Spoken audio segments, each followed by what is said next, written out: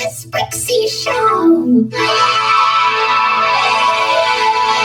to the first episode of The Sprixie Show.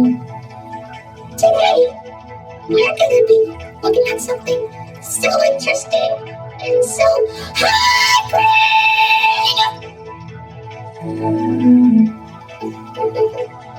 Oopsies. Never mind. So, do you know what we're going to be doing today? A review? You betcha! Are you excited? Because I'm excited. Alright, here we go. This is our first review. Welcome to Pooh Corner. It's a good place to start, huh? Agreed. I heard about this show. It's, don't worry, Orange. Please just calm down. It's okay, Mom. I don't want to hear about it anymore. Please. I don't like this show. I want to go home now. Can we just skip this review, please? Please. Anyway, let's continue with the review. Well, first of all, it looks like it is a Winnie the Pooh show, huh? Well, it is. It's worth noting that this is the very first Winnie the Pooh TV series. And as you can see, it's live action. Who doesn't love live action? Okay, let's play it straight. Let's just take a look at some of the differences. The biggest difference is Winnie the Pooh himself.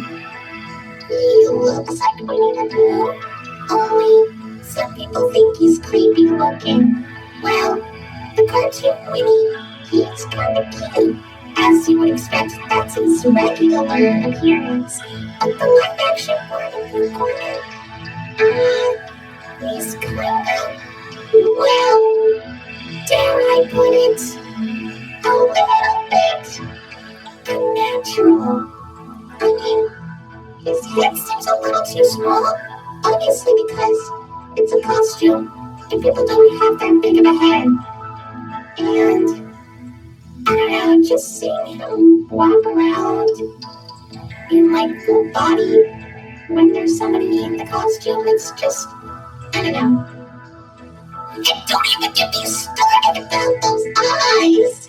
I don't know why they made his eyes look like that, but I guess it's just so he can blink. Who can blink without those? And does anybody know what they all look like? I assume they look like something. It's probably because of how low budget they are that they can't really afford to make them look so good. You know what I'm ignoring?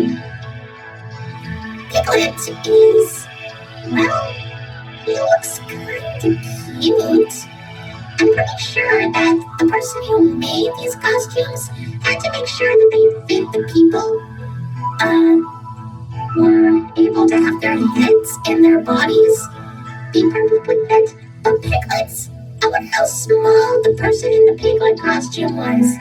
Probably a little person or something. I don't know.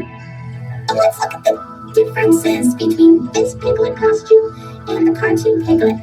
Well, the head's a little bit roundish. Also, this version of Piglet wears a scarf. Well, Piglet, we all know, does not wear a scarf. I mean, it is a cute looking scarf. I do like scarves, but, well, I don't know. He does look cute in that scarf, I must say. Now let's look at Tigger. I understand Tigger is known to bounce on his tail, but because this is live action, I'm guessing there was no way they were able to make him bounce on his tail.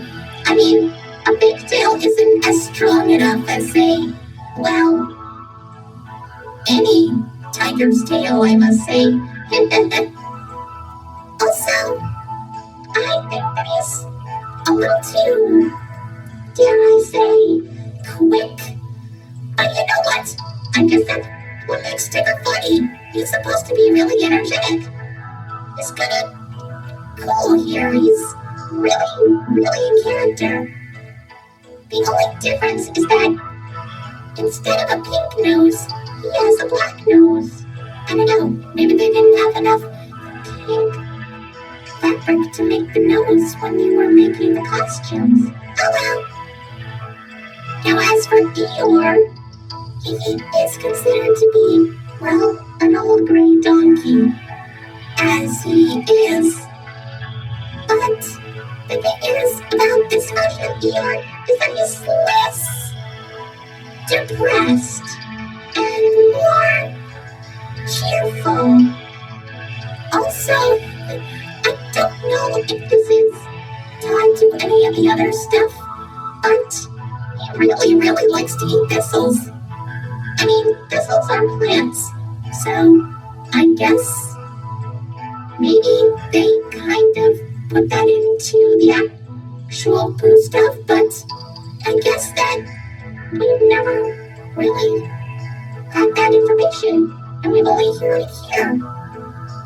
Also, how does the Eeyore costume work?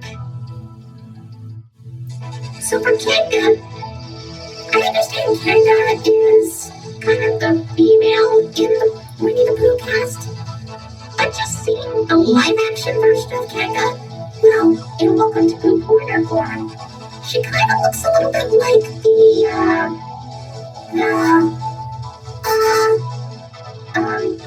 alright, let's move on.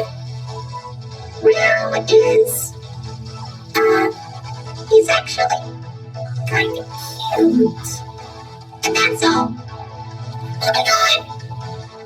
As for Rabbit, okay, going back to the costume proportions, and, well, the reason why they look like this is so they can fit the person in the costume.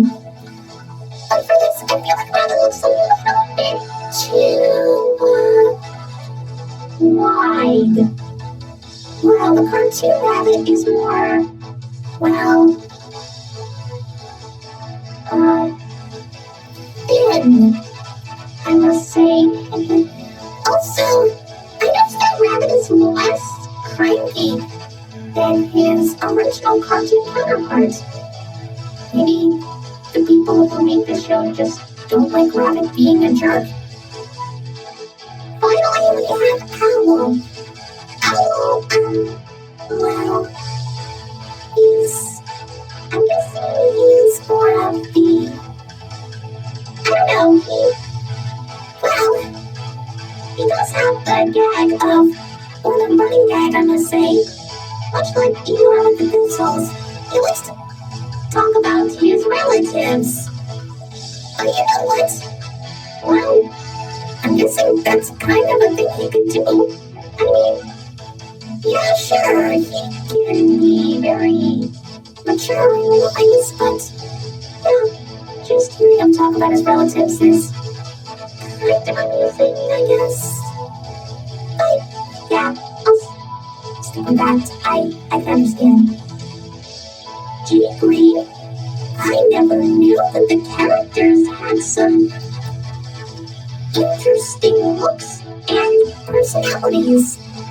It almost felt like that I missed something from the original stuff, or should I say, the actual stuff that's been around for the longest. I know. And you, on the other hand, always respected them as creepy. But if you keep on looking at them, they might not seem creepy at all. They're actually kind of cute and really funny. Yeah, sure, it might be pretty low budget. They probably didn't have enough money. But I see them as just okay. They're supposed to be pure and and adorable. And they are, just like in here. I'm not sure about that, because look at this. PSAs with Pooh. Exactly. PSAs. We need to talk about them. Why are you wearing glasses? Oh, you know what? I don't know.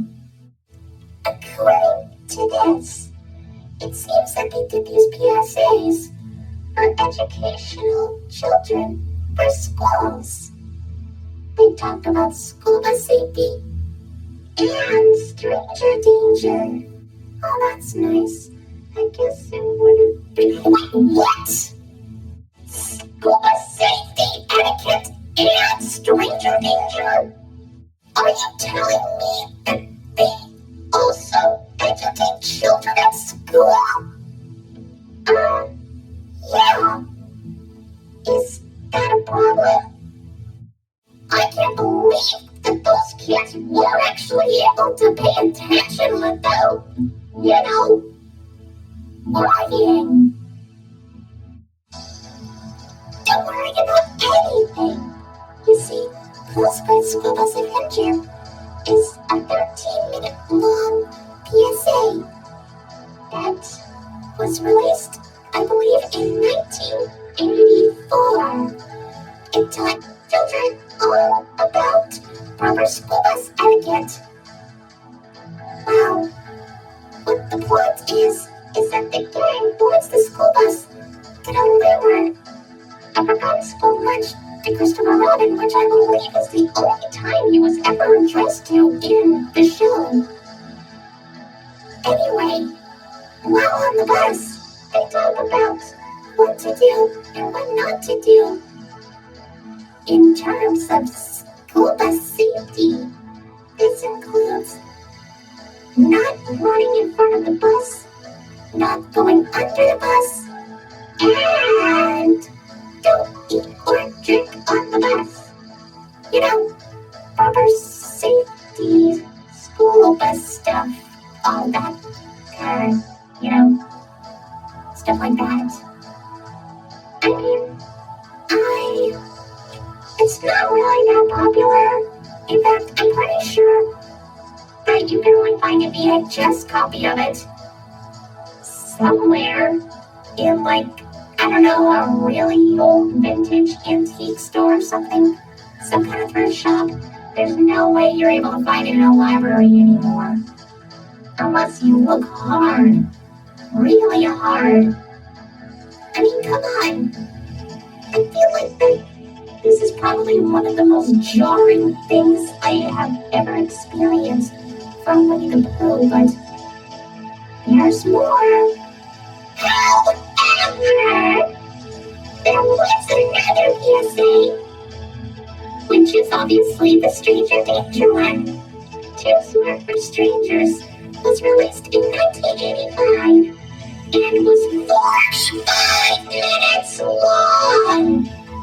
That is a very long one, but it's only lasting 45 minutes. In this one, you have to learn all about stranger danger. It features a few kids talking about what to do when approached by a stranger and what they do when, that happens. And of course, the Winnie the Pooh characters also give some tips on how to stay safe. Don't let a stranger in your house when a parent isn't home. Don't take anything from a stranger if they offer it to you, and run away when approached by a stranger while on the street. The reason why this is so infamous is because, they also talk about molestation, which is, touching private parts. They talk about private parts in this. But despite all of that, it's still a really good show, just like all the other ones. Well, that's our show.